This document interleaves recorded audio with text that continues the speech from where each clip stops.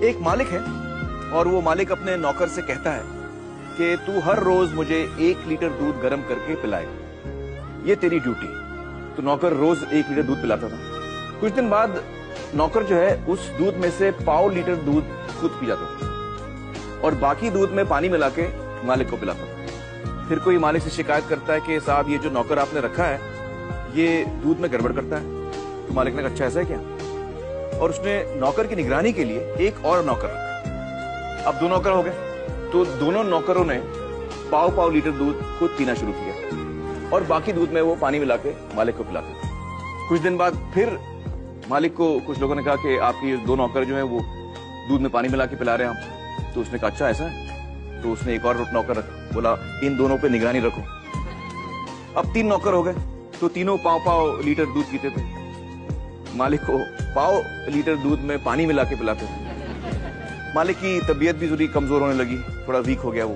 फिर किसी ने कहा कि आपका स्वाद बड़ा गड़बड़ हो गया, आप तो बहुत कमजोर होते जा रहे हैं, ये नौकर आपके बड़ा गड़बड़ कर रहे हैं। उसने बोला अच्छा ऐसा हो रहा है क्या? तो उसने एक और नौकर रखा, बोला इन तीनों पे निगरानी रखो कि ऐसा ना हो। अब जब 4 नौकर रख लिए तो दूध तो 1 ही लीटर था। थोड़े दिन ठीक मिला, फिर चारों नौकर मिल गए और दूध पीने लग गए। अब मालिक को क्या पिलाए? तो वो क्या करते थे कि जब मालिक सो जाता था तो जो दूध पे थोड़ी मलाई जमती है ना ऊपर, वो मलाई लेके मालिक की मूंछ पे लगा देते थे। सुबह मालिक उठ के कहते कि बड़ी भूख लग रही है, तुम लोगों ने रात को दूध नहीं पिलाया? तो कहते नहीं नहीं मालिक पिलाया, आपका हाजमा खराब है, आपकी तबीयत ठीक नहीं है। वो कहता क्यों, कैसे? और फिर वो मालिक को आईना दिखाते, कहते ये देखिए साहब अभी भी प्रूफ है। कौन सा प्रूफ है? आपके मूंछ पे देखिए मलाई जमी हुई है। तो अब मुझे बताइए दोस्तों कि ये कहानी है या हकीकत? हकीकत है। तो इसमें मालिक कौन है और नौकर कौन है? हाँ आप बताइए। इसमें मालिक जो है जनता है और नौकर जो है वो सरकार है। हाँ बिल्कुल सही पहचाना आपने, आप लोगों ने भी ये बात पहचान ली थी। दोस्तों अब मुझे बताइए कि ये जो बड़े बड़े घोटाले होते हैं देश में और जो पैसा लूटा जाता है वो किसका पैसा जाता है? हाँ हाँ आप बताइए। सरकार का। सरकार का पैसा जाता है। लेकिन सरकार के पास ये जो पैसा आता है वो आता कहाँ से? हाँ हाँ बताइए। टैक्सेस।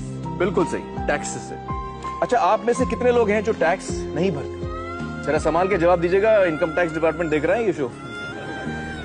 बताइए आप में से कितने ऐसे हैं जो टैक्स नहीं भरते? तो कई लोग हैं यहाँ पर जो टैक्स नहीं भरते। अगर आप दिल से चाह लो ना तो पूरी दुनिया झुक जाती है उसके ऊपर। उसको पूरा करने के लिए पूरी कायनात एक हो जाती है कि इस आदमी की जिद के लिए, इस आदमी की जिद के आगे झुकना पड़ेगा, और पूरी दुनिया झुकती है आपकी जिद के आगे। लेकिन आपको जिद्दी होना पड़ता है, आपको बहुत सारे सेक्रीफाइस भी करने पड़ते हैं क्योंकि ये आपने चाहा है। परीक्षा देनी पड़ती है आपको, जितना बड़ा इम्तिहान होगा उतनी बड़ी परीक्षा भी देनी पड़ेगी। आसान काम नहीं है। छोटे छोटे टारगेट बनाएंगे तो छोटों में निपटारा हो जाएगा। हमेशा अपने आप को टारगेट बढ़ा दो। तो उसके लिए हमेशा अपने आप को अनकंफर्ट जोन में डालो कि जो इम्पॉसिबल है उसको पॉसिबल करने की शिद्दत, पैशन आपके अंदर होना चाहिए, वो हो जाता है। आज जो दुनिया में इतने सारे एक्सपेरिमेंट हुए हैं ये सिर्फ इसी बिना पे हुए हैं, पागलपन के जरिए ही हुए हैं ये सारे एक्सपेरिमेंट। एक मैंने कहीं सुना था कि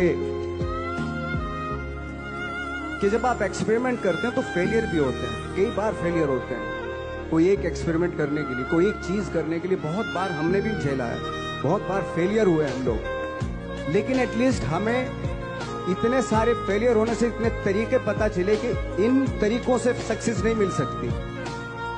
फॉर एग्जाम्पल एडिसन ने जब बल्ब का आविष्कार किया तो 100 बार एक्सपेरिमेंट किए अपनी जिंदगी में। 100 बार एक्सपेरिमेंट करने के बाद जब उसको पता चला कि अरे फॉर्मूला तो ये था बल्ब बनाने का, तो एटलीस्ट उसके साथ साथ उसको ये भी पता चला कि 100 जो तरीके हैं, 100 तरीकों से बल्ब नहीं बनता, ये भी पता चला उन फेलियर्स में उसको।